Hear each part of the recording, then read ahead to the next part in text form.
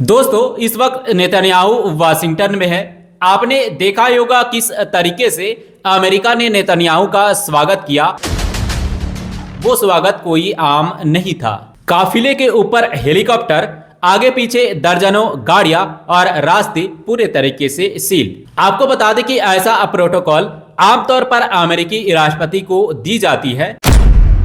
संदेश साफ है, इजराइल सिर्फ सहयोगी नहीं है बल्कि अमेरिका का रणनीतिक साझेदार भी है। और यही कारण है कि कल तक जो ट्रंप कहता था कि हम सिर्फ न्यूक्लियर मुद्दे पर ही बातचीत करेंगे, वो ट्रंप आज नेतन्याहू से मुलाकात के बाद अपने सुर बदलते हुए नजर आए। दोस्तों, अब ट्रंप खुलकर कह रहा है कि ईरान ने मिसाइल कार्यक्रम पर समझौता यदि नहीं किया तो ईरान पर सैन्य कार्रवाई भी हो सकता है।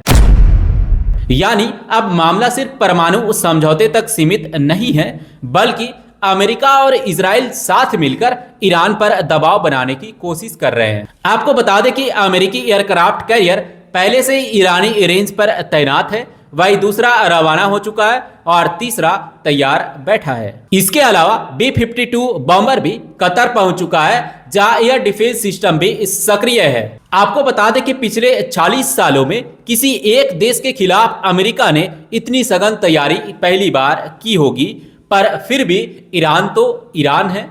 ईरान ने साफ कहा है कि अगर अमेरिका ने गलती से भी ईरान पर हमला किया तो इसका जवाब ईरान जरूर देगा और जिसका पहला निशाना इजराइल होगा। वही ईरान के सुप्रीम लीडर ने साफ कहा है कि ईरान पूरी तरीके से इस बार जंग के लिए तैयार है। आपको मालूम हो कि कुछ दिन पहले ही ईरान के शीर्ष सैन्य अधिकारी चीन गए हुए थे, जहां उन्हें J-20 फाइटर जेट का मॉडल दिया गया।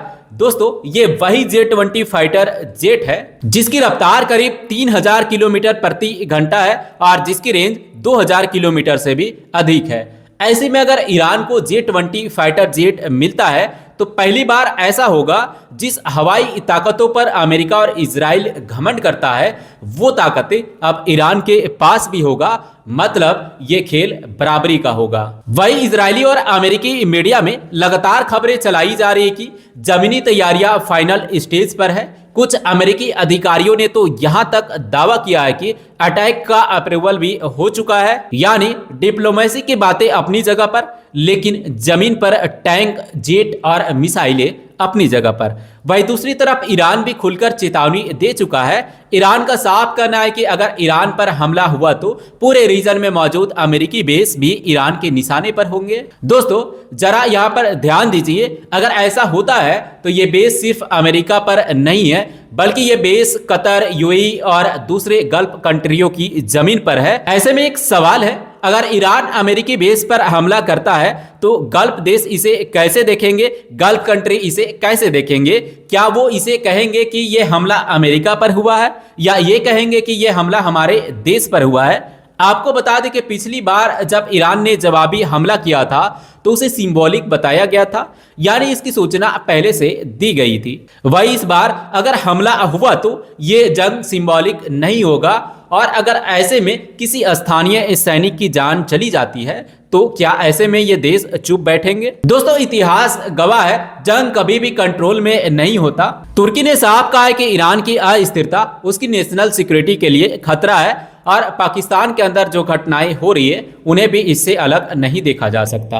वही अब जरा आर्थिक पहलू पर भी एक नजर डाले तो यदि इस जंग से स्ट्रेट ऑफ हॉर्मुज बंद हो जाता है तो दुनिया की तेल सप्लाई रुक सकती है और अगर गलती से भी तेल सप्लाई रुक जाती है तो महंगाई बढ़ेगी, अर्थव्यवस्था पूरी तरीके से हिल जाएगी और यहां तक कि सरकारें भी गिर सकती है।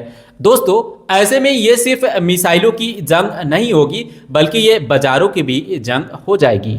वही कुछ रिपोर्ट्स के मुताबिक पिछले 24 घंटों में दर्जनों अमेरिकी लॉजिस्टिक फ्लाइट्स मिडिल ईस्ट पहुंच चुकी है, जहां पहले से ही भारी सैन्य ताकतें मौजूद है। पूर्व CIA एनालिस्ट लैरी जॉनसन का दावा है कि वाशिंगटन ने अटैक को मंजूरी भी दे दी है। वही पूर्व मोसाद अधिकारियों का कहना है कि अभी फाइनल स्टेज चल रहा है और अगर ये सही हुआ तो बहुत जल्द हालात बेहद ही संवेदनशील हो सकता है।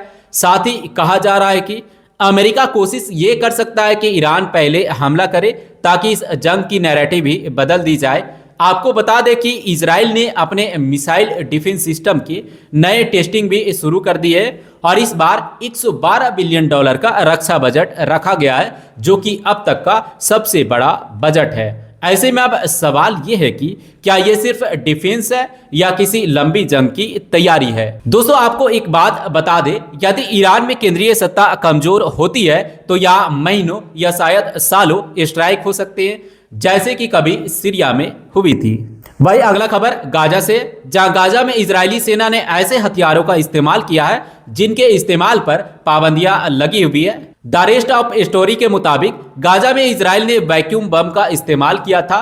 दावा किया जा रहा है कि कथित तौर पर वैक्यूम एक ऐसा बम है जो आसमान में जाकर पहले तो फटता है और उससे एक बादल की तरह धुआं सा आसमान में फैल जाता है और इसके ब्लास्ट से धुआं होता है जो तकरीबन 300 डिग्री सेल्सियस टेम्परेचर तक बढ़ जाता है। मिलिट्री एक्सपर्ट और चश्मदीदों का कहना है कि इजराइल ने वहां ऐसे हथियारों का इस्तेमाल किया है जिन्हें वैक्यूम बम, थर्मल या थर्मोबैरिक कहा जाता है। रिपोर्ट्स के मुताबिक ऐसे हमलों में मारे गए कई सारे लोगों की बॉडी मिली ही नहीं है। वही गाजा के सिविल डिफेंस टीम ने 2842 ऐसे फिलिस्तीनियों का रिकॉर्ड दर्ज किया है जिनके बारे में कहा गया है कि दफनाने के लिए उनका कोई हिस्सा बचा तक नहीं है।